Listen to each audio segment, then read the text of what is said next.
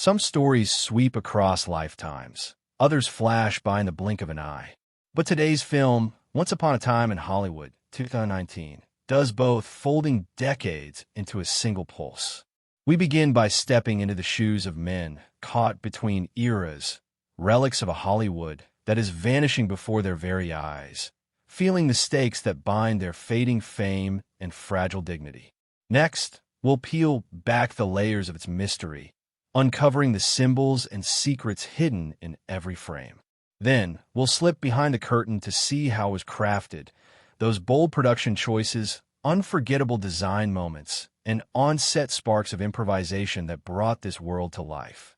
We'll even show you where to stream it on its official platforms, so you can join the adventure firsthand. And before we close, we'll trace the ripples it's made in cinema and in our hearts, exploring the legacy it leaves behind. If you live for stories that twist your sense of time and deepen with each revisit, hit like, subscribe, and let's journey into this altered timeline together. Los Angeles in the late 1960s was a city of contradictions, still radiant under the glow of its golden age, but already cracked beneath the surface. The movie palaces along Hollywood Boulevard still glittered with promise, but their marquees now showcase spaghetti westerns and fading epics, while television steadily siphoned away the grandeur once reserved for cinema. In that shifting landscape, we are introduced to a man who once thrived on the silver screen. His face was familiar, stamped onto billboards, etched into memory as the hero of countless Saturday night television dramas.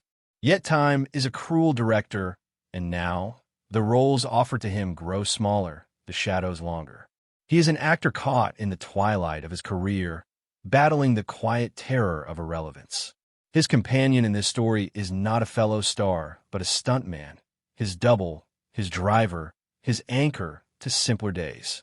Together, they form an unlikely duo navigating a city that no longer quite remembers how to use them. This pair wanders through Los Angeles as if ghosts haunting their own legacy. Neon lights buzz over empty diners. Studio gates still swing open, but the lot no longer feels like home. Behind the wheel of a sun-bleached Cadillac, they drive the palm-lined streets, clinging to fragments of an identity that once gave them meaning. Their bond is rugged, unspoken, stitched together through years of shared triumphs and humiliations. It is friendship carved from resilience, loyalty that outlasts the spotlight. Yet underneath their camaraderie lurks desperation, the knowledge that the world they knew is crumbling around them. And while one man clings to his fading fame, the other is content in the shadows, accepting that history has already passed him by.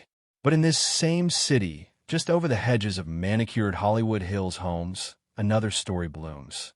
A young actress, luminous and hopeful, dances barefoot through her days, embodying the promise of a new generation. To her, every flicker of a projector is a love letter, every packed cinema an affirmation. Her optimism contrasts sharply with the heavy nostalgia of the men whose paths run parallel to hers. She believes in the power of cinema not as a relic, but as a force still alive, still capable of shaping lives. Her smile radiates with the innocence of someone who has not yet glimpsed the darkness that lingers in the corners of this city of dreams. She represents light, while on the periphery a storm is gathering, one that history remembers all too well. The tension builds quietly. At first, the story feels like an elegy, a wandering, sun-drenched portrait of Hollywood at its tipping point. But slowly, the camera lingers on strangers lurking in shadows, on a commune of drifters and dropouts who cling to the fringes of fame with a different hunger. Their story is rooted not in celluloid dreams, but in the twisted ideology of a man who preached chaos and demanded blood. The audience, aware of history, feels dread coil beneath the film's languid surface. We know what happened on Cielo Drive. We know the names that history carved in infamy. And so, as the narrative unfolds, we watch with unease, knowing that innocence and brutality are set on a collision course. Every sunlit afternoon, every late-night drive, every cigarette glowing in the dark carries with it a sense of foreboding. The film toys with our knowledge, letting us bask in nostalgia, even as it builds toward a night of reckoning. The streets of Los Angeles become characters themselves. The neon-washed billboards, the drive-ins, the restaurants buzzing with starlets and fading cowboys, all humming with the bittersweet rhythm of a culture in transition. As the characters navigate auditions, parties, and lonely nights in their own ways, the story reminds us that Hollywood is as much about who you are as it is about who remembers you. The first key turn comes when the actor, in the midst of drowning his insecurities in alcohol and self-loathing, finds himself forced to confront his own decline on a television set. His breakdown, messy, humiliating, raw, becomes a crucible, and from it emerges a spark of redemption. In one of the most mesmerizing sequences, he delivers a performance so potent that even a hardened child actor is left in awe.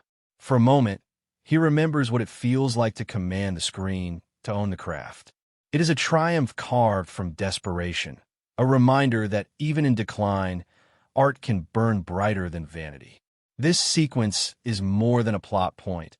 It is a heartbeat, one that shifts the rhythm of the story. Meanwhile, his stuntman drifts into the orbit of the Manson commune. What begins as a seemingly harmless encounter with a hitchhiker turns into a tense and unsettling journey into the heart of darkness. The ranch, decaying and filled with sinister energy, feels like a set for a western that has rotted from within. The drifters who occupy it are both pitiful and menacing, their devotion to their absent leader curdling into something feral. This sequence, shot with mounting unease, reminds us that violence lurks just beneath the surface of the counterculture dream. The stuntman walks away unharmed, but we as viewers do not. We carry the dread forward, knowing the storm is edging closer. Through it all, the actress glows like a beacon. We watch her slip into a movie theater, alone, to watch herself on screen. She laughs with the audience, basking in their joy, their applause, their gasps of delight. In this moment, cinema is shown in its purest form, a communal act of magic, where strangers gather in the dark and emerge transformed. Her innocence, her hope, her belief in art is untainted. And because of that, the dread grows heavier, for history tells us how fragile that light was. As the story weaves these threads together, it teases us with the inevitability of tragedy. Every beat feels like the calm before a storm we already know is coming. And yet, this is no simple retelling of history. Instead, it bends the timeline, reimagines fate, and dares to ask what might have been if cruelty had been met with resistance, if innocence had been shielded by loyalty and love. The final act is a fever dream, one that transforms historical horror into a tale of cathartic triumph. The violence, when it arrives, is brutal, unflinching, almost absurd, but it is also liberating. For in that rewriting, the story offers its characters a chance to defy history and reclaim dignity. What begins as an elegiac portrait of fading stardom ends as a fable about friendship, loyalty, and the power of cinema to rewrite the stories we tell ourselves. The twist is not only in the outcome, but in what it says about the characters we have followed. They are no longer simply relics of a bygone era, nor victims of time's cruelty. In this altered timeline, they become guardians, defenders of innocence, and in doing so, they carve out a legacy far greater than fame. The film closes not on despair, but on possibility, leaving us with the haunting suggestion that sometimes the stories we tell are more powerful than the realities we endure. It is a love letter to a Hollywood that no longer exists, and yet, through its storytelling, it makes that world flicker back to life, if only for a few hours. This introduction is just the beginning of the journey, the first step into a story that bends time, reshapes memory, and reimagines destiny. What follows is not only a narrative of characters fighting against their decline, but a meditation on the meaning of cinema itself. And though we can never change history, perhaps through stories like this, we can imagine what it might feel like if we could. The sun slides low over Los Angeles, the air shimmering with heat and possibility. In this city, everything feels alive. Billboards stretching over boulevards, radio jingles humming from car stereos, and the constant shuffle of crews and cameras chasing the next big thing. Against this backdrop, a man sits in a trailer on a studio lot, staring at his own reflection. His face has been famous for years, but lately it seems less convincing even to himself. He's an actor whose career has peaked, now slipping into a kind of free fall. Offers for leading men have dried up. Instead, casting directors whisper about villains, heavies, and one-episode appearances designed to prop up fresher faces. His eyes, red with the remnants of whiskey and worry, reveal a terror deeper than fading fame. He is terrified of becoming invisible. Beside him, always close, is his stunt double. Unlike the actor, he doesn't crave the spotlight. His life is measured in bruises, near misses, and the quiet satisfaction of making other men look heroic. He drives the actor everywhere, drinks with him, laughs with him, and quietly watches as his friend wrestles with the fear of irrelevance. He has no illusions about stardom, yet he remains grounded in his loyalty. Where the actor spirals into insecurity, the stuntman remains steady, the ballast that keeps a sinking ship from vanishing entirely. Their friendship is not one of equals in fame, but equals in spirit, bound by trust forged in the dangerous choreography of stunts and the messy realities of life outside the frame. As the story unfolds, their world is painted through the textures of a Los Angeles caught between eras. Neon signs crackle above diners serving milkshakes to tourists. Drive-ins glow in the night with Western double features. The actor moves through this city with a growing sense of displacement. He attends meetings with producers who tell him, politely but firmly, that his brand of heroism belongs to another time. One producer, sharp in his suit and sharper in tone, reminds him that the future lies in new names and new stories. The actor forces a smile, but inside he feels the cut. He stumbles into his car afterward, lighting a cigarette with trembling hands, while his stunt double leans against the hood, watching, waiting. Driving through the streets in his Cadillac, the actor nurses his wounds with alcohol. The stuntman, riding beside him, remains unflustered, humming along with the radio. It is clear these drives are rituals, both a means of escape and a reminder of what once was. Through their banter, their silences, we sense the unspoken fear that time has outpaced them. Yet the bond between them is unbreakable. No matter how far the actor falls, the stuntman will be there, unjudging, unwavering. Across the hills, another life is blossoming. A young actress, radiant with optimism, has moved into a home that practically hums with history. She carries herself with the lightness of someone who believes the world is opening its arms to her. For her, Hollywood is not a graveyard of faded careers, but a playground filled with promise. She twirls barefoot in her living room, dances with friends, and attends screenings of her own films with a childlike delight.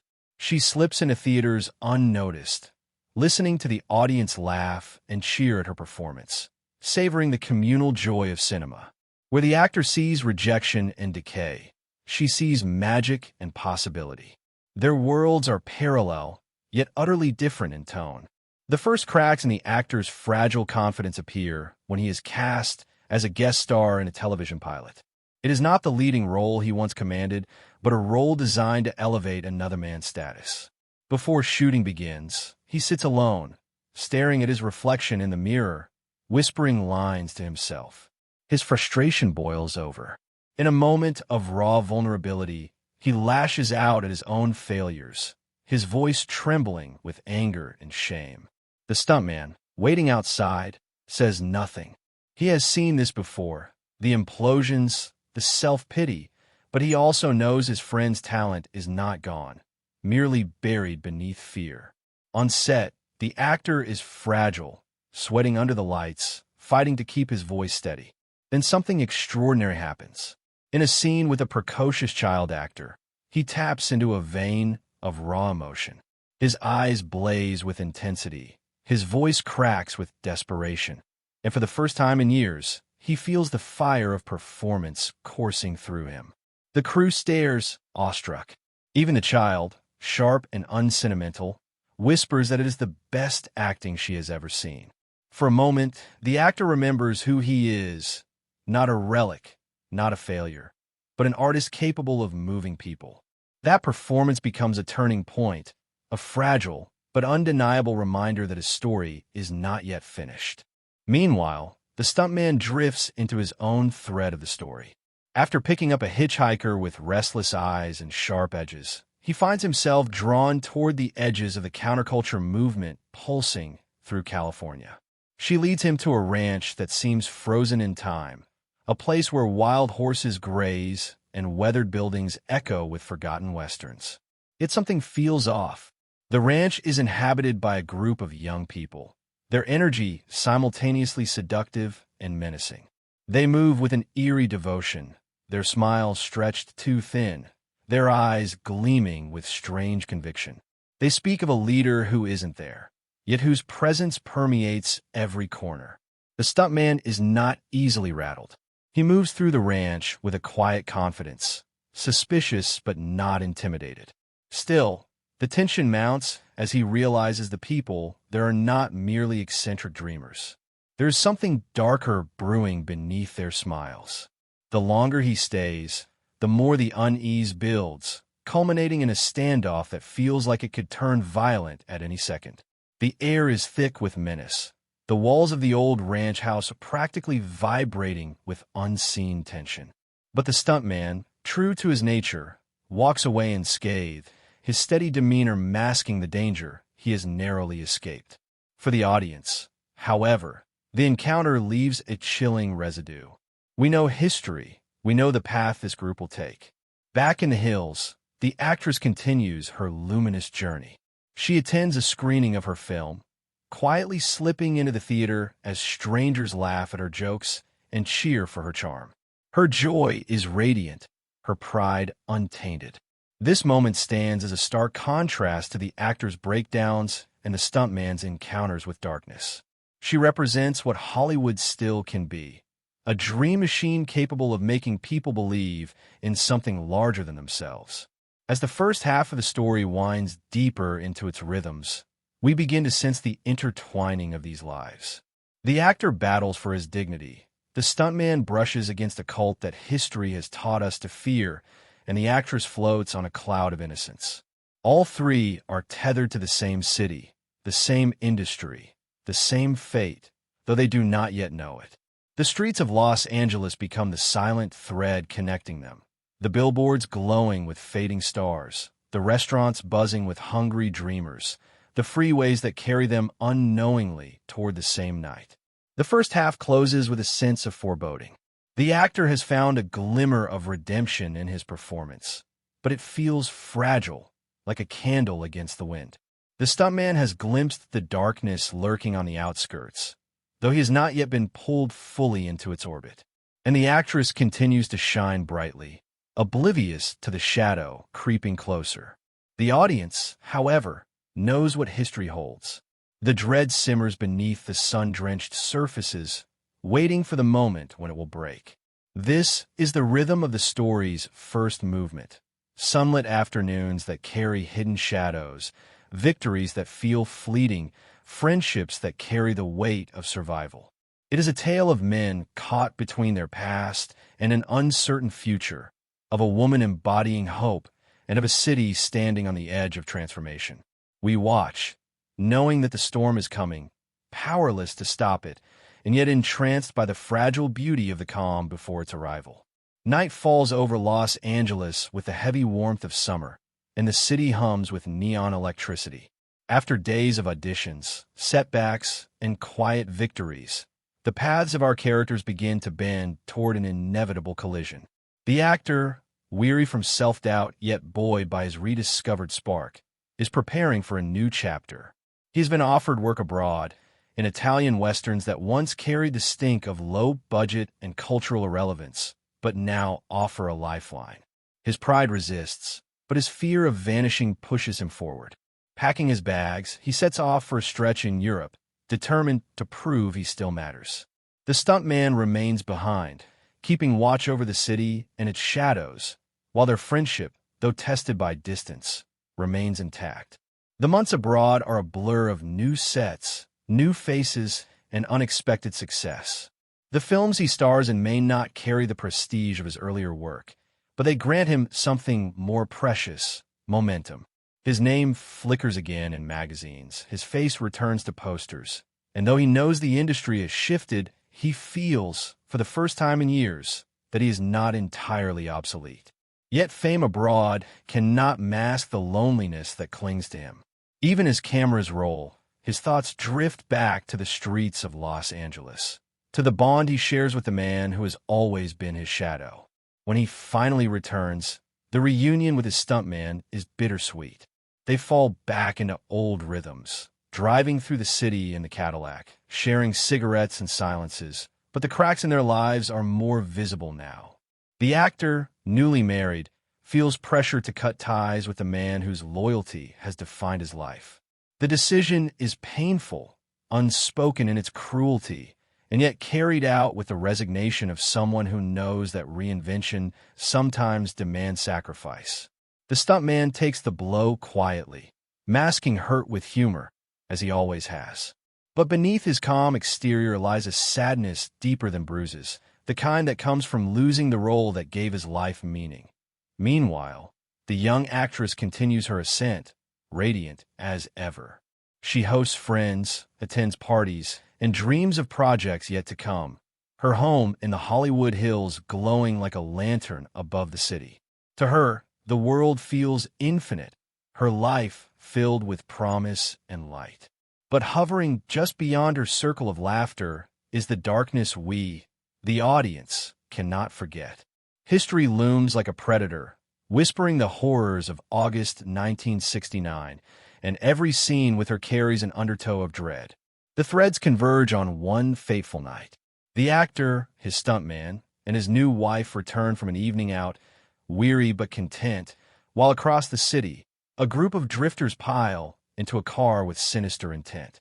They chatter with nervous energy, their words echoing the doctrine of a leader who has planted visions of chaos and destruction in their minds. Their destination is clear, their purpose horrifying. Yet as fate bends the narrative, the road does not lead them where history recorded. Instead, they arrive at the actor's doorstep, shifting the axis of destiny. Inside the house, the actor is drunk, stumbling through lines of dialogue, his anger loud and unrestrained. His wife retreats upstairs, exasperated, while the stuntman, steady, loyal, unflinching, sits outside with his dog, waiting for the night to settle. The would-be intruders creep closer, armed with knives and warped conviction. The air thickens with tension. We know what history tells us should happen here. Screams in the night, blood on the walls, innocence extinguished. But this story chooses another path. When the drifters break in, chaos erupts. The stuntman, honed by years of danger, reacts with instinctive precision. His body moves with the grace of someone who has rehearsed violence his entire life, though never like this. His dog lunges with feral force, tearing into one attacker, while he dismantles another with brutal efficiency. The intruders, who once radiated menace, now seem pathetic, undone by the very violence they carried. The actor, stumbling into the fray, adds to the carnage with a mixture of desperation and comic absurdity, his drunken fury transforming into savage triumph. The confrontation is shocking, grotesque, and strangely cathartic, the violence unspooling with both horror and absurdity.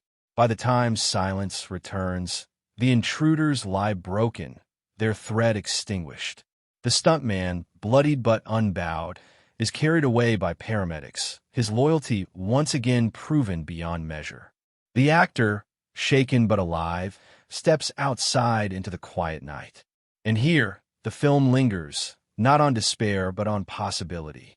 Across the driveway, the young actress emerges, drawn by the noise, her face filled with concern.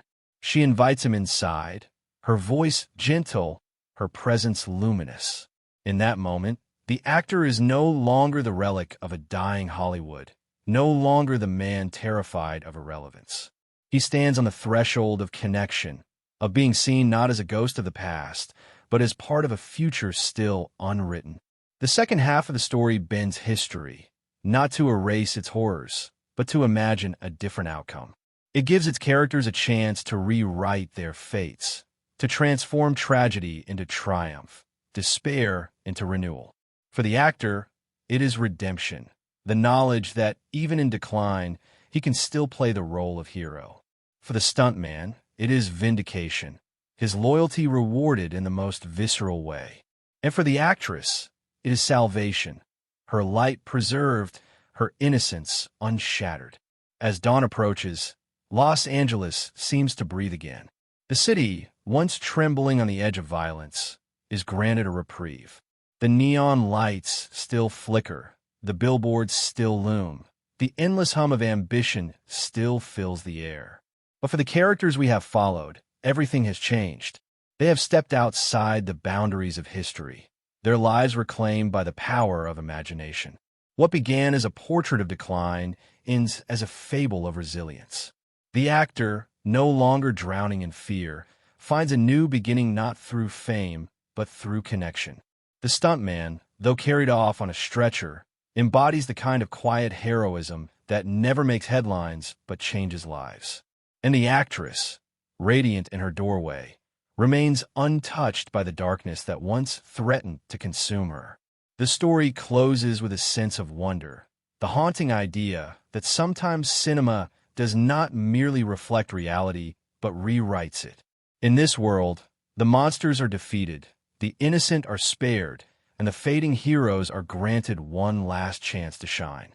It is a fairy tale stitched into the fabric of history, a dream of what might have been, shimmering against the cruel memory of what was.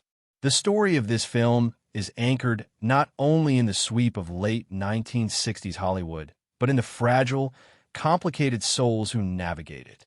To understand its beating heart, we must look closely at its characters, who were at once individuals and archetypes, flesh-and-blood people and cinematic ghosts.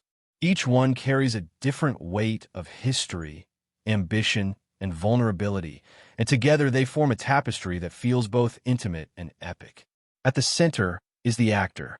He is the embodiment of an industry in transition, a man forged in the rigid structures of mid-century Hollywood, now caught in the shifting sands of cultural revolution. Once he stood tall in black and white TV dramas, his jawline and charisma carrying stories that audiences devoured week after week. But as the 60s burn toward their end, his world begins to collapse. The studios no longer need his brand of heroism. Audiences no longer buy his rugged certainty. His decline is not merely professional, but existential. Without the validation of cameras and applause, he feels himself dissolving, stripped of identity. His constant battles with alcohol and self-loathing are not signs of weakness, so much as expressions of a deeper fear, the fear of being forgotten. Yet within this vulnerability lies the spark of his humanity. In his breakdowns, we see honesty. In his self-recrimination, we see someone still hungry for purpose. His moment of redemption on set, when he channels all his frustration into a performance so raw that even a cynical child actor praises him, reveals the artist beneath the facade. He is not merely an image, but a craftsman, capable of summoning power from despair. What makes him compelling is not his fame, but his fragility, the way he vacillates between swagger and collapse, between desperate bravado and shattering self-doubt. He is Hollywood incarnate, dazzling, insecure, addicted to reinvention. Beside him is the stuntman, his shadow, and his reflection. If the actor embodies the fear of obsolescence, the stuntman represents acceptance. He has never sought the spotlight. His life has been measured in falls, punches, and the silent choreography of making another man look invincible. He has no illusions about stardom, no hunger for recognition. His role in life is to endure, to survive, and to protect. Yet what makes him extraordinary is his unwavering loyalty. In a world where everyone is chasing their own spotlight, he chooses to remain in the wings, content to serve as anchor to someone adrift. But his calm demeanor masks a capacity for ferocity. The visit to the ranch, where he faces down the strange and menacing cult that history recognizes all too well, reveals his steel. He does not scare easily, nor does he bend to intimidation. His confidence is not arrogance, but a grounded sense of self that cannot be shaken. And in the climactic confrontation, when violence erupts, he unleashes the full force of his physicality, not as a stunt, but as survival. He becomes the vessel through which the story's alternate history is written, transforming into the protector that fate denied in reality. If the actor is the dreamer who fears irrelevance, the stuntman is the realist who quietly ensures survival. Together, they form a symbiotic pair. One craves validation, the other provides strength. Then there is the actress, who drifts through the story with luminous innocence. She represents the opposite of decline, the freshness of beginnings.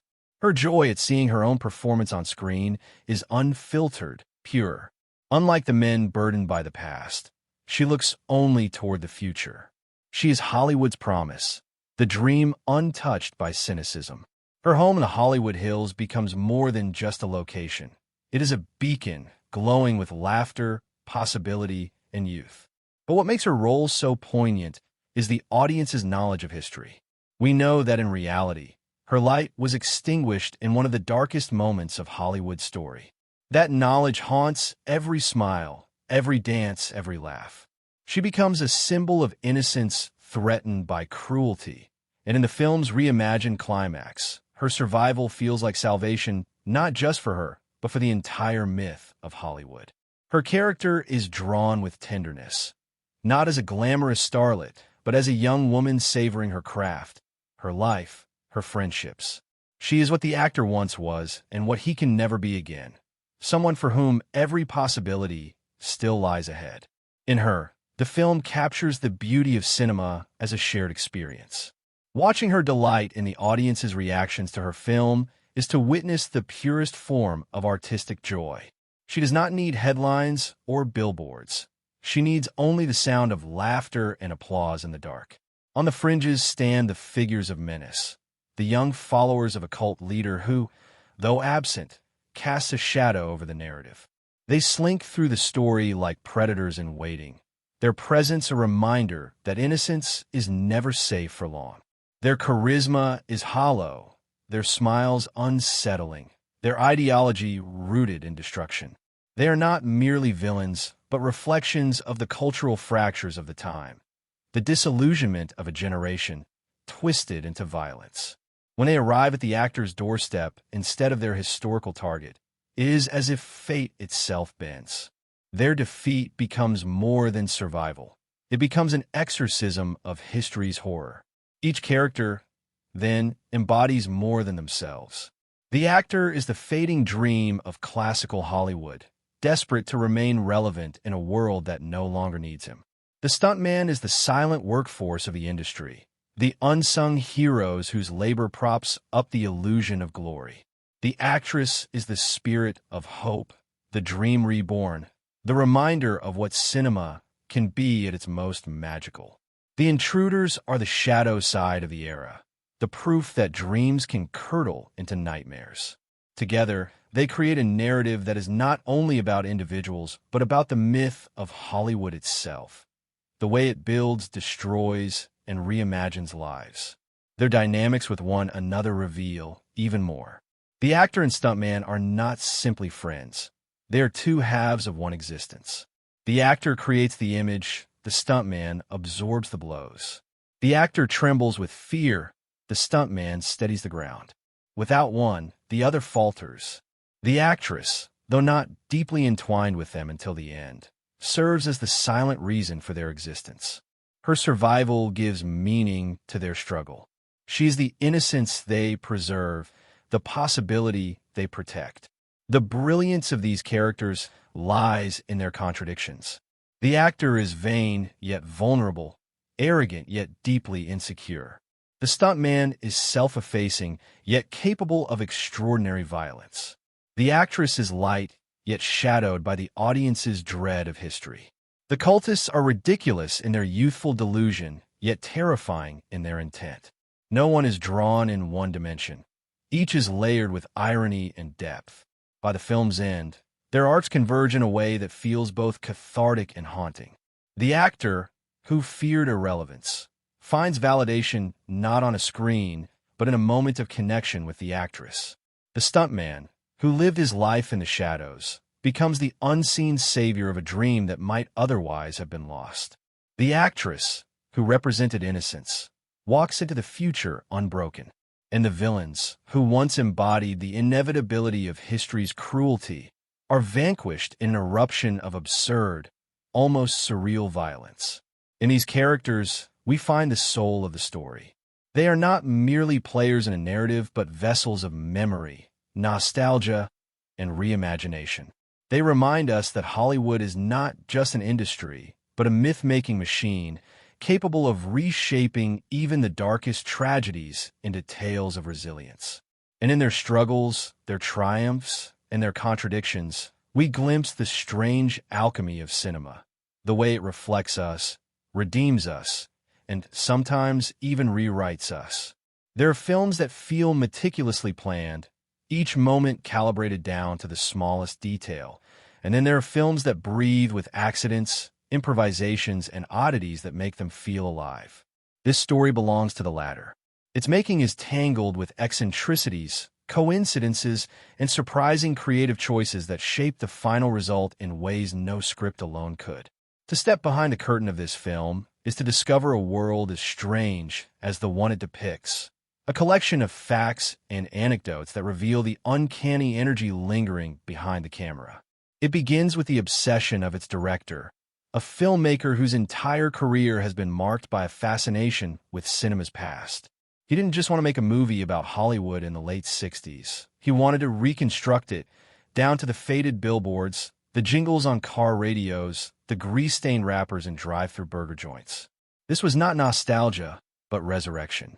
Production crews scoured Los Angeles to find stretches of road and storefronts that could be rewound in time, stripping away modern signage, repainting entire streets, and restocking shops with items that hadn't been seen on shelves for decades.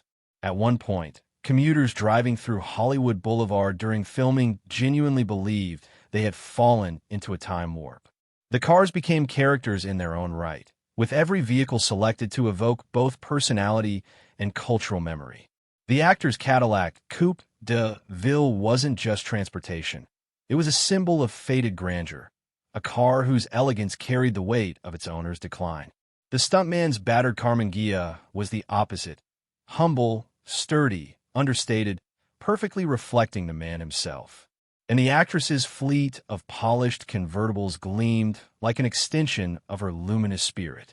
Each vehicle was restored with painstaking detail, their engines rumbling with authenticity, their dashboards lined with period-correct radios that played the actual broadcasts of the era.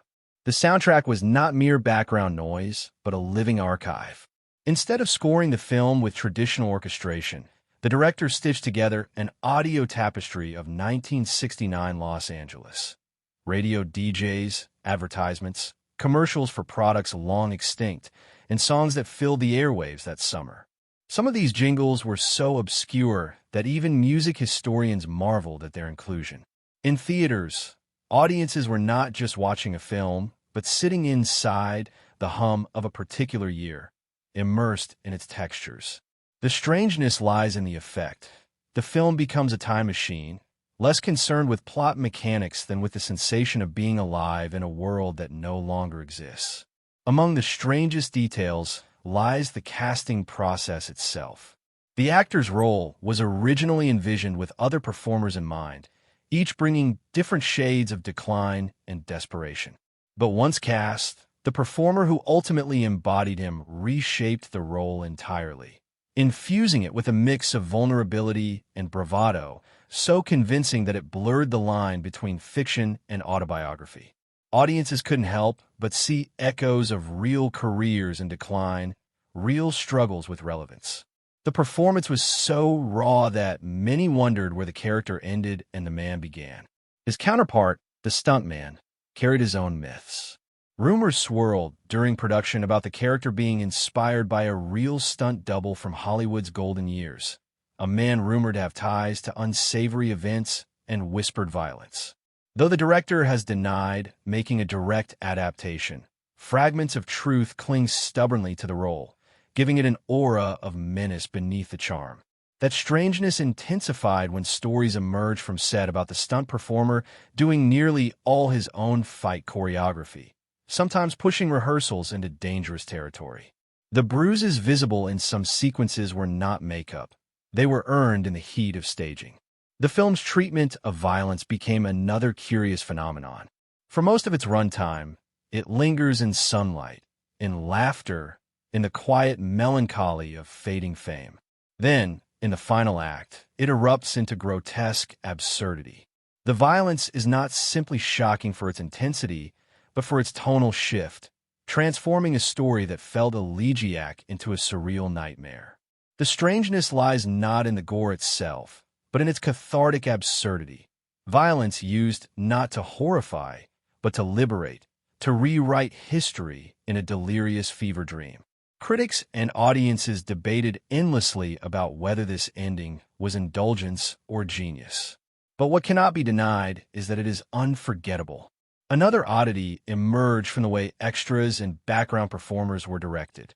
In many scenes, the director instructed them not to act for the camera, but to live as if it were 1969, even when out of frame.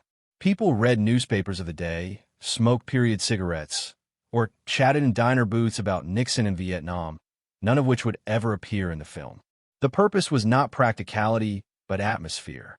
He wanted the actors in the foreground to feel as though they were moving through a genuine world, not a stage. The effect is subtle, yet lends every shot an uncanny realism, as though we are watching through a window rather than a lens. Perhaps the strangest element of all is the film's relationship with history itself. Most viewers arrive knowing the tragedy that scarred the end of the 60s, the horrifying murders that marked a cultural shift from innocence to paranoia. The film toys with that knowledge, weaponizing it as dread. Each moment with the actress is heavy with our awareness of her fate, every encounter with the cult followers tinged with terror. Yet in its final twist, the film rewrites history, bending reality into wish fulfillment. That act, cinema daring to defy truth, left audiences shaken. Some wept with relief, others with frustration, but all recognized the strangeness of the gesture, a fairy tale built from trauma. Few films have dared such audacity to reach into history and reshape it with the tools of myth. On set, oddities piled up. The dog who plays such a crucial role in the climax was trained so precisely that crew members joked it was the most professional performer among them. Rumors spread that the dog was fed steaks at craft services while humans picked over sandwiches. The affection between the stuntman and his canine partner on screen was mirrored off-screen, where hours of training created a bond that made their scenes pulse with authenticity. Even the dog's brutal ferocity in the climax was carefully choreographed, a testament to the strange beauty of cinematic illusion. A creature trained to tear throats on cue, only to curl up gently between takes. Another layer of oddness comes from the fact that the director insisted on practical effects wherever possible. Digital trickery was minimized. Car crashes, explosions, even the glow of neon signs were created with old-fashioned methods. He wanted the film to feel tactile, as though we could smell the exhaust fumes or feel the sticky leather seats in the heat.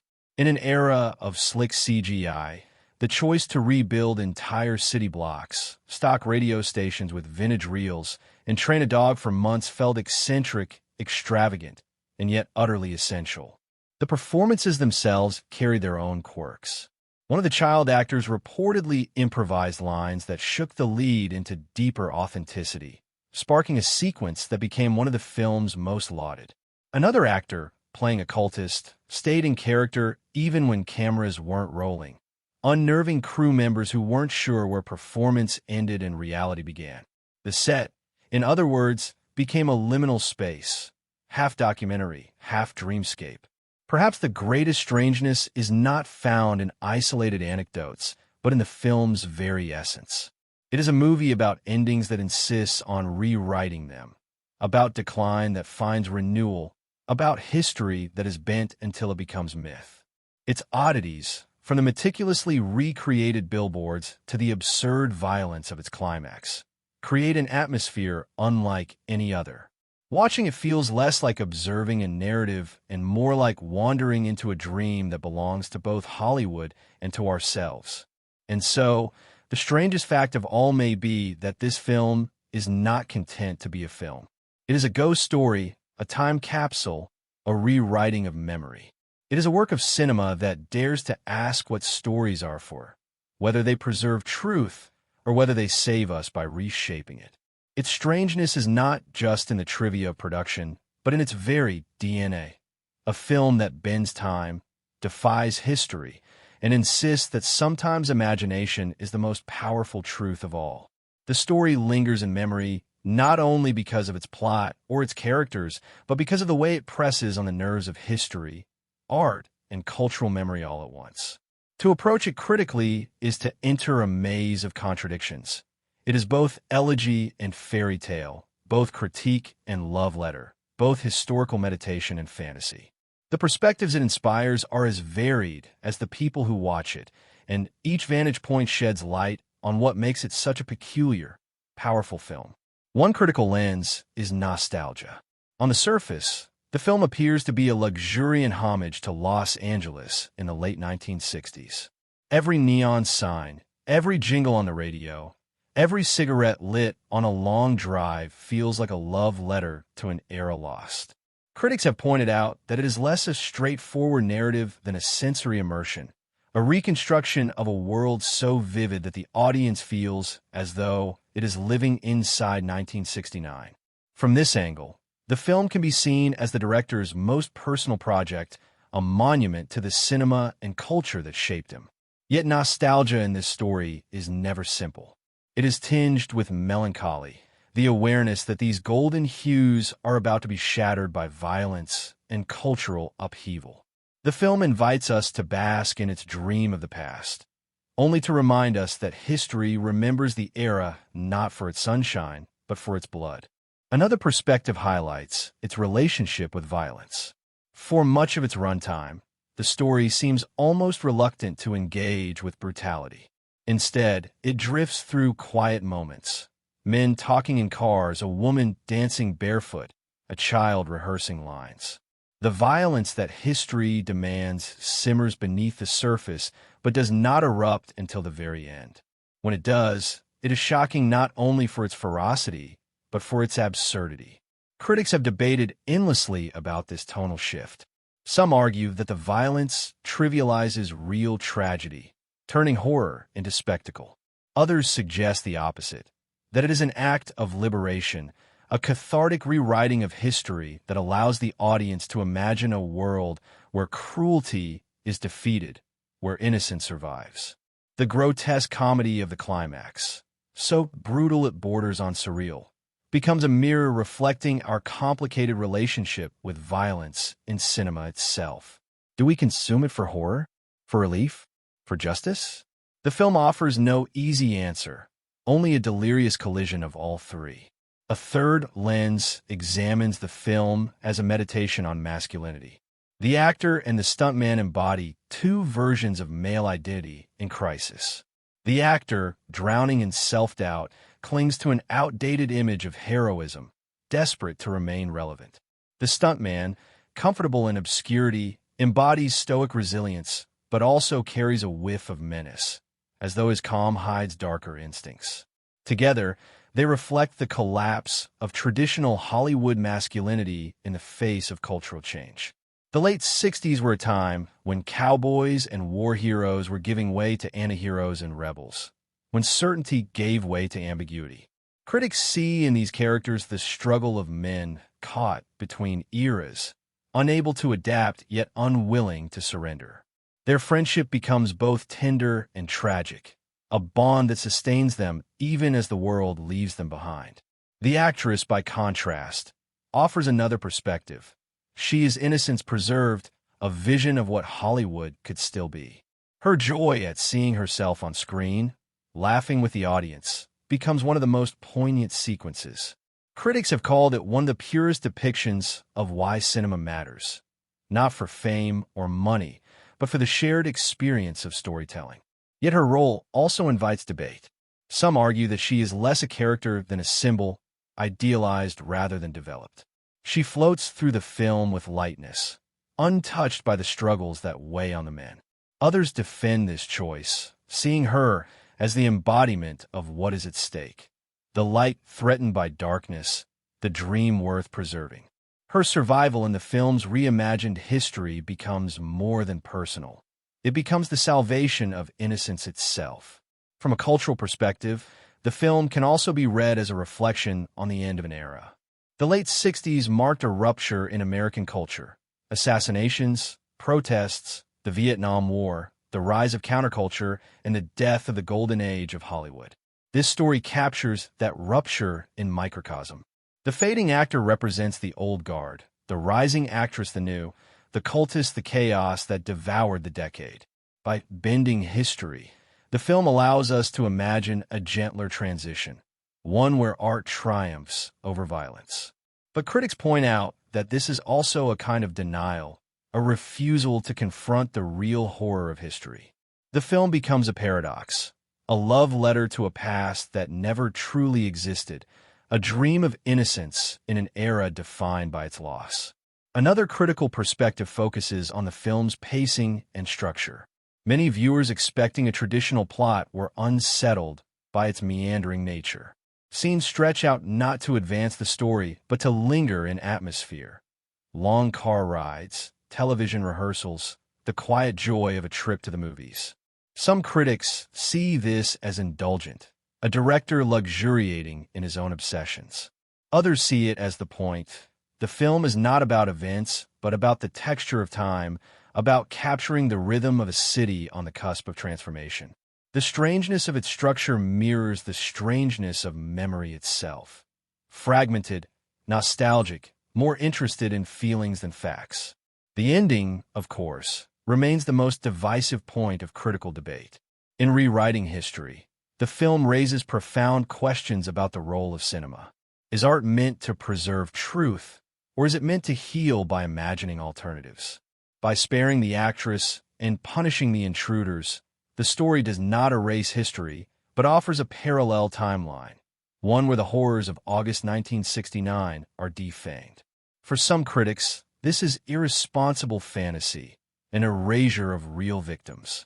For others, it is cinema at its most powerful, a space where we are free to dream of justice even when reality denied it. The ending, grotesque and absurd, becomes a litmus test for how one views the purpose of storytelling itself. Beyond debates, the film's reception revealed its resonance. Audiences wept not only at the brutality of the climax, but at the tenderness of its aftermath, when the actor is invited into the actress's home. That moment, quiet and understated, feels like the true climax, the crossing of a threshold from despair into hope. Critics have called it one of the most haunting finales in modern cinema, not for its spectacle, but for its suggestion of connection, possibility, and redemption. Even in its controversies, the film reflects its own subject matter, Hollywood itself, an industry built on contradictions. It is a place of dreams and delusions, triumphs and tragedies, where history is both preserved and rewritten. This film embodies those contradictions, refusing to resolve them, instead inviting us to sit with them, to feel their weight and their wonder. In the end, critical perspectives converge on one truth. The film is not easily categorized. It is not purely nostalgic, nor purely revisionist. It is not simply violent, nor simply tender. It is all of these at once, a kaleidoscope of moods and meanings. Its events resonate because they force us to confront not only history, but our own relationship to it. The stories we tell, the dreams we chase, the tragedies we wish we could rewrite. And perhaps that is its greatest power. By bending history, it does not erase the past, but acknowledges the ache of it. By luxuriating in nostalgia, it reminds us of what we've lost. By depicting violence with absurdity, It forces us to question why we watch. And by ending with a gesture of connection, it leaves us haunted by what might have been. In that haunting lies its legacy. A film that refuses to fade, a story that lingers like a dream half-remembered, beautiful and unsettling all at once. The making of this film is itself a story, one that unfurls with the same mixture of nostalgia, eccentricity, and invention that fills its frames. To step behind the camera is to discover a labyrinth of craft decisions, meticulous recreations, and moments of spontaneous brilliance that shaped it into the experience audiences know today. These production insights reveal not only the technical achievements, but also the strange and wonderful atmosphere that defined the set. Even the food served on set reflected the obsession with authenticity. Craft services offered menu items popular in late 60s Los Angeles. Burgers wrapped in wax paper, old soda brands resurrected from archives, even vintage candy. The cast often joked that they were eating their way back in time. The director's belief was simple. Immersion comes from every detail, even the snacks. In the end, the production became more than the making of a film. It became an experiment in time travel, a collective hallucination that transported cast and crew into another era. Every neon sign, every car ride, every costume carried with it the strangeness of resurrection. Fun facts about training dogs, improvising meltdowns, or eating vintage candy are not just trivia. They are part of the texture of a film that feels alive with memory. And perhaps that is the greatest production insight of all. This film was not crafted merely to tell a story, but to resurrect a world. It was a monument to an era both glittering and haunted, a work of cinema that blurs the line between history and fantasy, memory and myth. Its creation was as strange, obsessive, and luminous as the film itself, proof that sometimes the making of a movie can be as wondrous as the story it tells. Los Angeles in the late 1960s was not merely a backdrop. It was a living character, humming with contradictions, glowing with neon nostalgia, while trembling on the brink of decay. The film seizes this geography with both tenderness and precision, turning its settings into mirrors of the characters' souls and symbols of a culture in transition. Every diner, every drive, every billboard pulses with meaning, inviting us not only to look but to feel, to sense the textures of an era both familiar and ghostly. To explore the settings and cinematic elements is to step into the bloodstream of the story itself, a city refracted through memory, myth, and meticulous craftsmanship. The first image of setting that lingers is the car, the actor's Cadillac gliding down sun-drenched boulevards. In another film, a car might be just a prop, but here it becomes a vessel of identity. Its heavy frame, its gleaming finish, its endless low purr on asphalt all echo the man who owns it.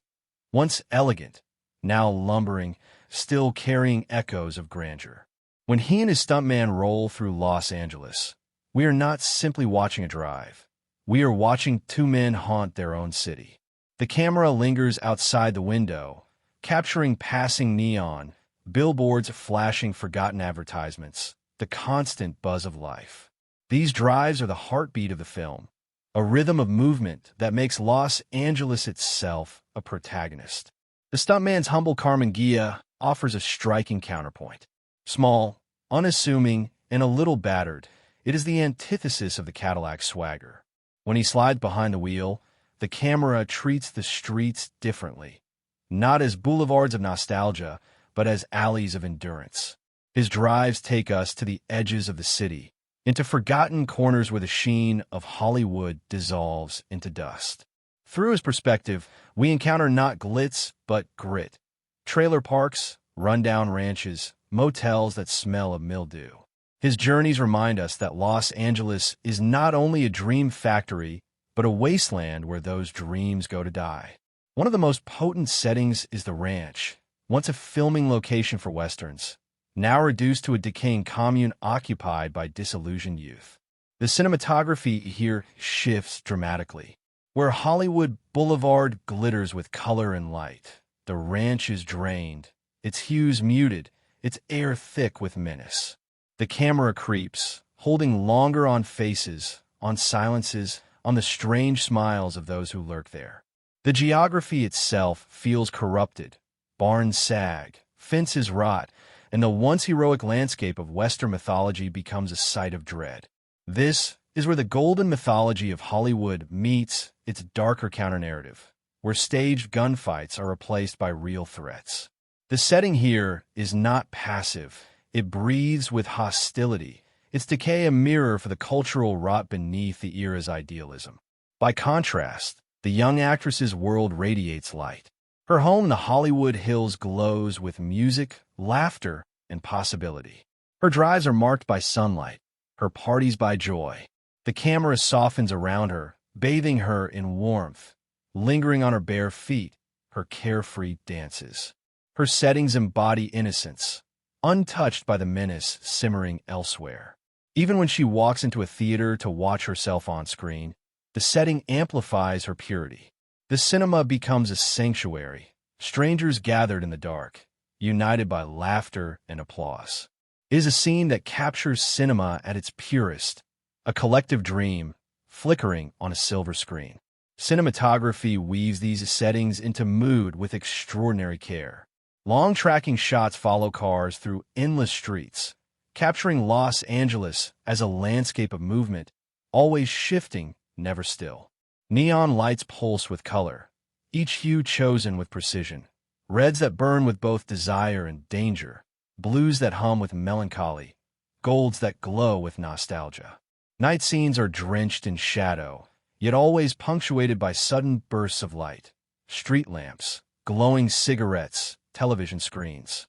The effect is hypnotic, a visual rhythm that lulls us into the dreamlike atmosphere of the film. Editing deepens this sensation. Rather than rushing the narrative, the film lingers on a drive, on a dance, on a dog's steady gaze. Cuts arrive with patience, sometimes delaying resolution, sometimes stretching a moment until it feels like memory itself. The pacing mirrors nostalgia, meandering, uneven, filled with fragments that may not move the plot forward but carve themselves into our minds. Watching the film feels less like consuming a story and more like wandering through a dream. Sound becomes another crucial element. Instead of a conventional score, we are immersed in the city's own soundtrack. Radio broadcasts, DJ chatter, jingles, commercials. When the actor drives, the air is filled with songs that were actually playing on Los Angeles radios in 1969. We hear ads for cars, for soap, for defunct products, stitched seamlessly into the fabric of the story. This choice does more than set the scene. It places us inside the texture of time. The result is uncanny. We are not simply watching a reconstruction, but experiencing the airwaves of another decade. The director had long harbored the dream of capturing Hollywood in the late 1960s, not as a museum piece, but as a living, breathing organism. His preparation spanned years, with research so obsessive it bordered on archaeology. Production designers combed through archives, hunting for photographs of streets, gas stations, diners, and even discarded product packaging from the era. Los Angeles itself became the canvas. Blocks of Hollywood Boulevard were transformed into their 1969 counterparts, their storefronts replaced with vanished brands, their signage repainted with fonts and colors that hadn't been seen in decades. Passers-by found themselves transported back in time, wandering through a surreal echo of a city they half remembered. The crew took pride in using practical transformations rather than digital trickery. Neon lights were rebuilt from scratch, cars were sourced and restored, and billboards were constructed in towering authenticity. Even the graffiti was period accurate, researched from photographs and replicated with exacting care. The result was not a stage, but a resurrection. Cast and crew often described walking through set as an uncanny experience. They were not pretending to be in 1969. They were there. Costume design carried its own set of revelations. Each character's wardrobe was curated to reflect not only style, but psychology. The actor's clothes hung slightly loose, as though he were shrinking within his own image. Hawaiian shirts and tinted glasses suggested a man desperately trying to stay relevant, clinging to youth with fragile bravado. The stuntman's attire was simple, worn in denim and boots, timeless and practical, a reflection of his grounded nature. The actress's wardrobe shimmered with lightness. Miniskirts, flowing dresses, and colors that seemed to radiate her optimism.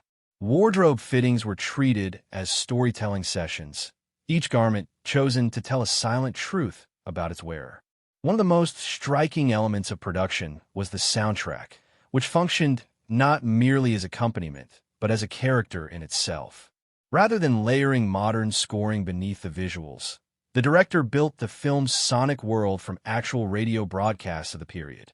Hours of 1969 DJ chatter, commercials, and news snippets were painstakingly digitized, creating a collage that played from car radios, diner speakers, and transistor radios throughout the film. The effect was uncanny. Audiences weren't listening to a soundtrack, but to the very air of 1969 Los Angeles. Even the ads, silly jingles for long-forgotten products, became part of the texture, grounding the story in lived reality. The casting process provided its own quirks. The lead actor's role demanded a performer willing to reveal not just swagger, but vulnerability. The director pushed for moments of breakdown to be captured with raw intensity, sometimes rolling through multiple takes until exhaustion stripped away performance and left only truth.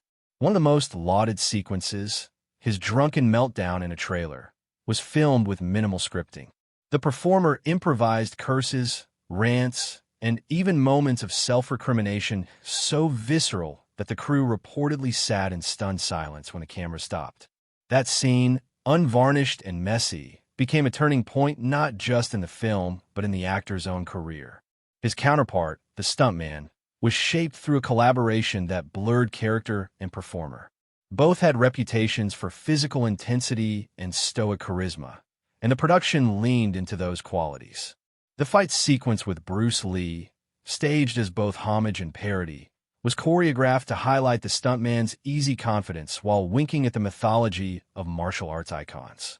That scene became one of the most controversial in the film, sparking debates about representation and ego, but on set it was treated with the same blend of seriousness and playfulness that defined the project as a whole. Dogs rarely dominate film production anecdotes, but in this case, one did. The stuntman's canine partner, a pit bull named Brandy, required months of training for her role. Her obedience in the climax, attacking on command with terrifying precision, was the result of countless rehearsals. Crew members joked that Brandy was the most professional performer among them, never missing her cue, never breaking character. Between takes, however, she was a gentle companion, curling at the feet of cast and crew, adored by everyone. Her scenes were so seamless that many assumed digital effects were involved, but the truth was more old-fashioned: careful choreography, patient training, and an unshakable bond between handler and dog. Production was not without its difficulties. Shooting on location in Los Angeles meant contending with a city that had changed drastically since 1969. Modern signage had to be hidden, satellite dishes removed, cars rerouted. Some residents were baffled when entire blocks were transformed overnight, waking to find their neighborhood disguised as a time capsule. Others reveled in the spectacle, recalling their own youth as they wandered past long-extinct shops brought back to life. The director insisted on practical authenticity even when digital fixes would have been cheaper and easier. To him, the effort was worth it. Immersion demanded tangibility. Editing the film posed its own challenges. The narrative is deliberately meandering, lingering on drives, silences, and small details. The editor described the process as sculpting atmosphere rather than story, finding rhythms in moments that didn't propel plot but evoked mood.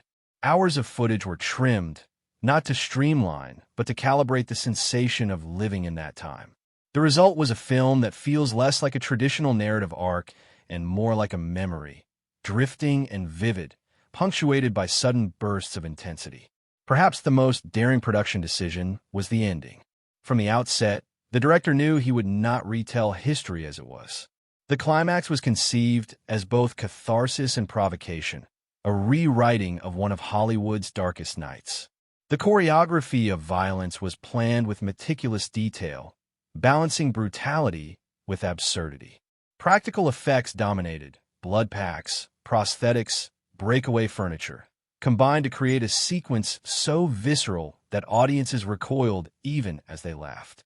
Shooting, it was grueling, the set tense with the weight of history being reshaped. Yet when the director called cut, a strange relief filled the air, as though everyone had exorcised something unspoken. Fun facts emerged in the margins. The actor who played the Italian director in the film's European section improvised much of his dialogue, delivering bombastic speeches in broken English that sent the crew into fits of laughter. Many of those moments made it into the final cut untouched.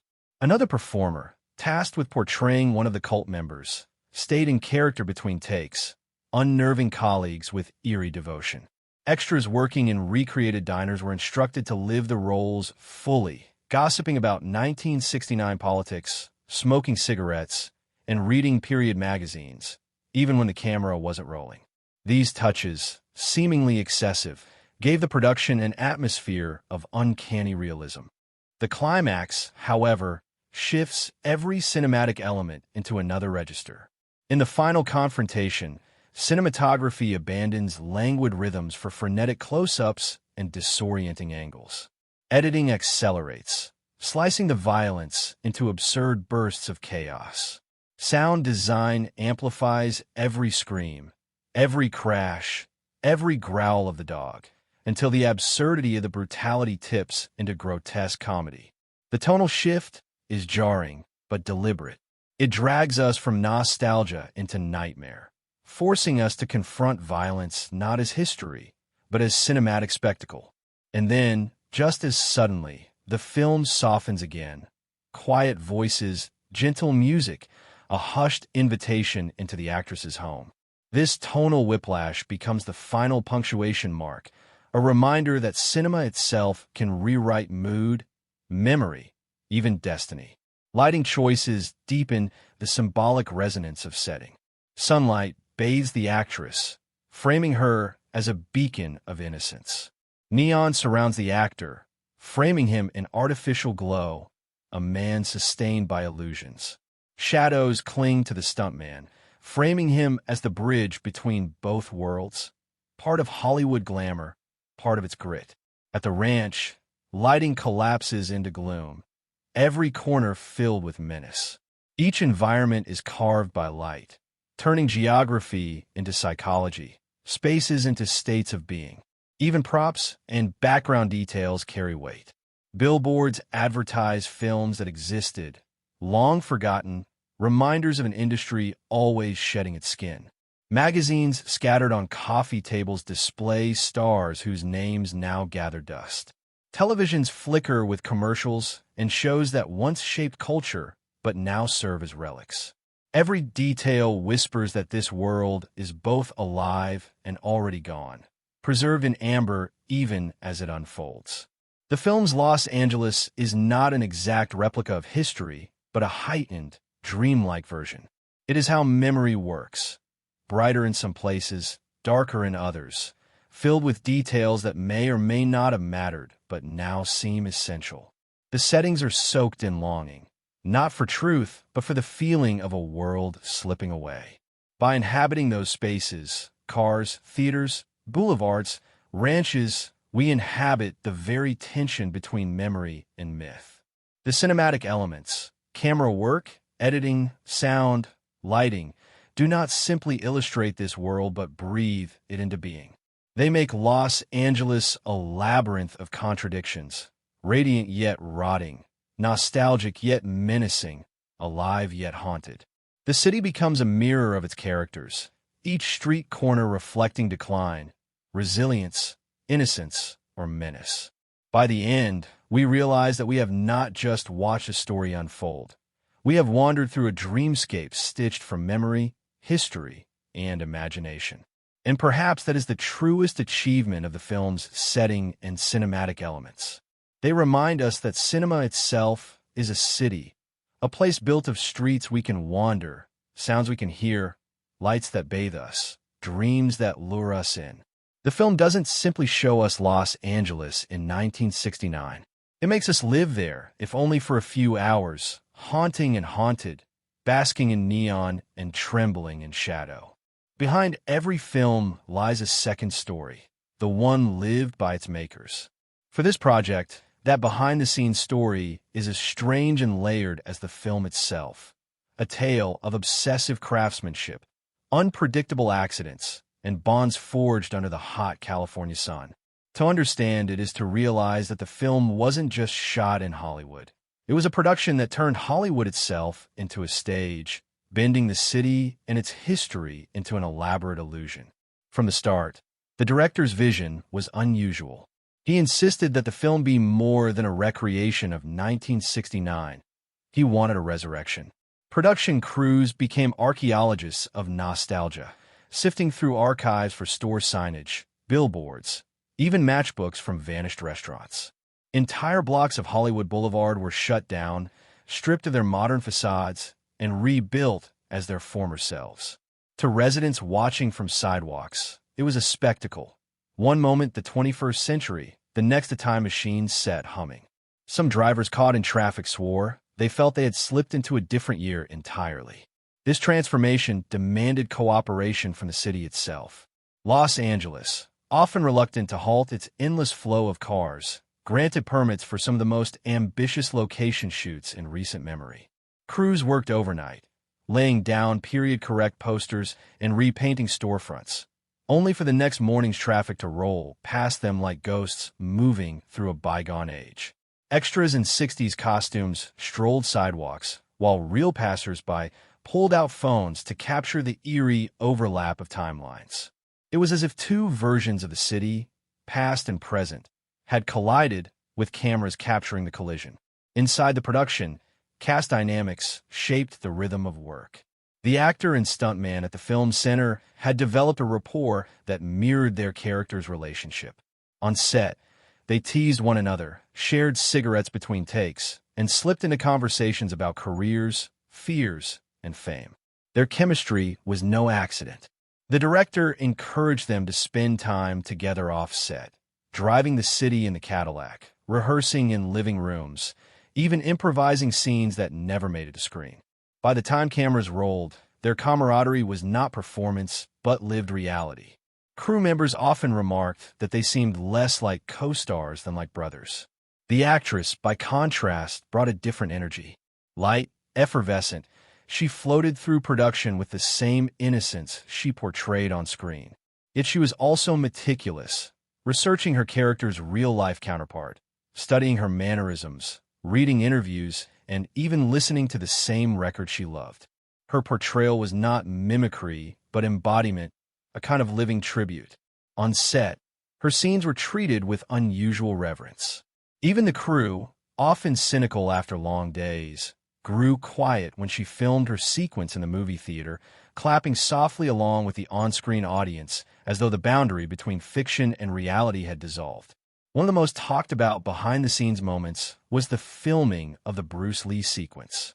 The choreography demanded a delicate balance between homage and humor, and rehearsals stretched over weeks. Tensions ran high, not because of conflict among cast, but because of the pressure to honor a legend while also satirizing Hollywood myth-making. Stunt coordinators crafted each blow with precision, ensuring both safety and spectacle. On shooting days, the set vibrated with nervous laughter, crew members uncertain how audiences would react to such a playful depiction of an icon. The controversy that later erupted in public discourse was anticipated, but on set, the energy was one of daring, a willingness to take risks in service of character and story. The film's dog, Brandy, became a star in her own right. Her trainer worked tirelessly, sometimes rehearsing late into the night to perfect her cues. Crew members were astonished at her discipline. She could hold a gaze for minutes, respond instantly to gestures, and unleash convincing ferocity without ever losing her gentleness. Between takes, she lounged in the shade, adored by cast and crew alike. When filming the climactic showdown, She performed so flawlessly that many assumed digital enhancement was involved. In truth, her work was entirely practical, a testament to the old-school methods the director cherished. The mood on set oscillated between reverence and playfulness. The director encouraged improvisation, allowing performers to stretch scenes into unexpected directions. The meltdown in the trailer, where the actor berates himself in drunken fury, was largely unscripted, born from a long take where cameras kept rolling as he spiraled deeper into his own insecurities. When the scene ended, the set fell silent, the crew momentarily unsure whether they had witnessed acting or confession. That blurred line between performance and reality infused much of the production. Challenges abounded. Shooting on Hollywood Boulevard required not just controlling traffic, but silencing modern intrusions. Cell towers had to be hidden, contemporary cars rerouted, and reflective surfaces adjusted to avoid betraying the illusion. Sometimes mistakes slipped through. Crew members recalled spotting 21st-century graffiti during dailies and scrambling to reshoot. Yet the director's insistence on authenticity prevailed. He would rather halt production for days than compromise the illusion of time travel. There were lighter moments, too. Between takes, the stuntman's actor often performed stunts purely for the amusement of the crew, flipping onto cars or balancing on set pieces with nonchalant ease. The actress brought baked goods to the crew, filling break rooms with warmth. Extras, instructed to live as if it were 1969, even off camera, often entertained themselves by staging fake conversations about Nixon or Vietnam, much to the amusement of passersby. Production became not just filmmaking, but a collective act of role play, a community briefly living in another decade. Editing presented another behind-the-scenes story. With hours of footage captured, the editor and director faced the challenge of shaping a narrative that felt both meandering and purposeful. They chose to embrace rhythm over structure, letting car rides and silences linger. Studio executives worried about pacing, but the director resisted cuts that would streamline at the expense of atmosphere. The editing suite became a battleground between commerce and art, with the director ultimately prevailing. His belief: the film was not about events, but about immersion, about living inside the texture of a vanished Los Angeles. Behind closed doors, debates raged about the ending. Some crew members feared audiences would find the historical rewrite offensive or trivializing. Others felt it was genius, a chance to exorcise cultural trauma. Rehearsals for the violent finale were tense, each beat choreographed with brutal precision. Yet when the cameras rolled, the absurdity of the violence, so extreme it bordered on slapstick, unleashed nervous laughter even from the crew. In that moment, they realized the ending was not erasure, but catharsis, a release of tension that had been building across the entire shoot. Fun anecdotes multiplied. One night, while filming on a city block drenched in neon, a passerby mistook the set for a real street from 1969 and began asking extras for directions to long-defunct bars. Another time, a crew member stumbled upon an elderly man watching filming with tears in his eyes. When asked why, he explained that he had worked in Hollywood during the 60s and, for a moment, felt he had stepped back into his youth. For the crew, this became the highest compliment, proof that they had not just recreated history, but resurrected it. By the time production wrapped, cast and crew felt they had lived in two worlds simultaneously. They had spent months haunting the streets of a resurrected Los Angeles, playing ghosts of the past while bringing them vividly to life. Bonds forged during those long nights, between performers, between crew, even between man and dog, lingered long after cameras stopped rolling. The film itself became more than a project. It was a time capsule, built with obsessive love and eccentric care. And so, the behind-the-scenes story mirrors the film's own themes. Just as the narrative rewrites history, the production rewrote the city itself, bending it back into another era. Just as the characters wrestle with relevance and loyalty, the performers infuse their roles with personal vulnerability and real bonds. And just as the film blurs memory with myth, the making of it blurred reality with illusion, turning a modern city into a dreamscape. The crew often said they weren't just making a film, they were inhabiting one. And in that lies the strangest truth of all. The story behind the story was itself a kind of Hollywood fairy tale, filled with devotion, difficulty, and fleeting magic. Themes ripple through this film like hidden currents beneath a sunlit surface. At first glance, the story seems almost casual, meandering through Los Angeles with the unhurried rhythm of drives, parties, and quiet conversations. Yet beneath this golden haze lies a dense web of meaning. Ideas about time, memory, violence, friendship, and the very nature of cinema itself. To enter its thematic depths is to see how every frame, every gesture, every flicker of light speaks to something larger. And symbolism, woven like fine threads through its imagery, enriches those ideas until the film becomes not just a narrative but a meditation on the power of storytelling itself. The most prominent theme is transition, the fading of one era and the dawn of another. The actor embodies the collapse of the old Hollywood order. Once celebrated as a heroic figure on television, he now confronts irrelevance as the industry turns toward new stories and new kinds of heroes. His decline represents more than personal misfortune. It is the decline of an entire system of stardom. In his struggle, we see the twilight of the studio-driven, archetypal masculine hero, eclipsed by grittier, subversive, and countercultural figures. His breakdowns, his self-loathing, even his flashes of triumph are all symptoms of a man and an industry caught in the undertow of change.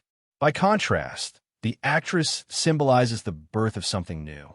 She moves through the story with innocence, joy, and unshaken faith in cinema's promise. Her delight at watching herself on screen, laughing alongside strangers in a darkened theater, is not vanity but reverence. She sees art as communion, a shared dream. She represents what cinema can still be: vital, unspoiled, hopeful. Her survival in the reimagined climax is not only personal salvation but a thematic statement. The new Hollywood, fragile as it may be, will endure. The stuntman exists between these poles, embodying another theme: loyalty and invisibility. He is the shadow of the actor, his double, his driver, his anchor. He represents the countless unseen labors of Hollywood, the stunt doubles, grips, extras, whose work sustains the dream but whose names rarely grace the marquee. His calm acceptance of his place in the shadows contrasts with the actor's desperate need for relevance. Yet his loyalty makes him indispensable, his violent defense in the climax transforming him from invisible worker into savior. His character thematically affirms the value of steadfastness over fame, labor over image, substance over spectacle. Friendship, then, emerges as another central theme. The bond between the actor and the stuntman is the film's emotional core, a relationship built not on equality, but on loyalty. In a city defined by ambition and betrayal, theirs is a rare connection unmarred by ego. It is a friendship forged through decades of shared danger and quiet companionship, a tether against the disorienting tides of change. The film suggests that in a world where careers fade and history turns cruel, friendship may be the only permanence. Nostalgia permeates every frame, but it is a complicated nostalgia. The director does not merely romanticize 1969.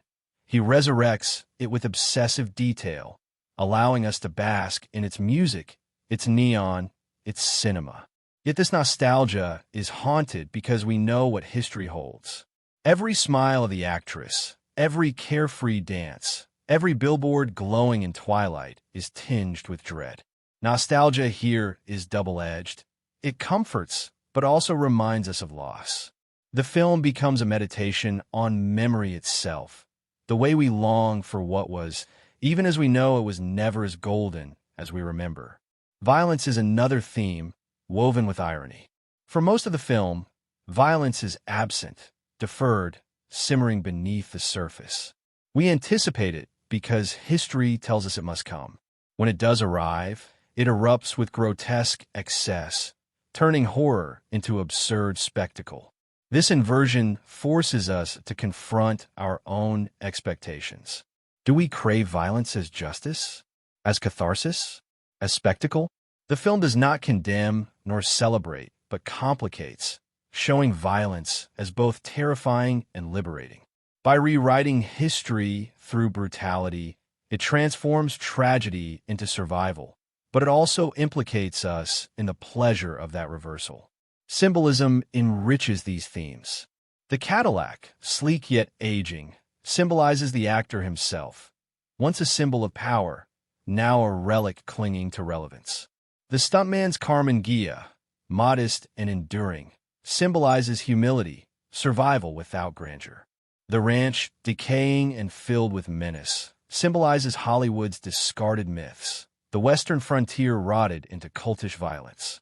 The actress's house in the hills, glowing with music and laughter, symbolizes innocence and possibility, a beacon of light amidst encroaching shadow. Even smaller symbols carry weight. Cigarettes, lit in moment after moment, symbolize both habit and self-destruction, a ritual of fragility. Neon signs symbolize artificial glow, the allure of image over substance. The movie theater, where the actress watches herself with delight, symbolizes cinema at its most sacred, not industry or commerce, but shared wonder. And the dog, Brandy, becomes a symbol of loyalty weaponized, silent and gentle until unleashed as a force of protection, embodying the raw ferocity hidden within steadfast love. The ending crystallizes the film's thematic essence. By rewriting history, it explores cinema's power not merely to reflect reality, but to reshape it. Thematically, this act poses profound questions. Are stories meant to preserve truth or to imagine alternatives? Can art heal trauma by offering us a dream of what might have been? In sparing the actress and punishing the intruders, the film does not deny the real tragedy, but offers a parallel universe where innocence is preserved. Symbolically, it asserts cinema as a space of possibility, a place where the cruelty of history can be resisted, even if only in imagination. Another layer of symbolism lies in the use of light.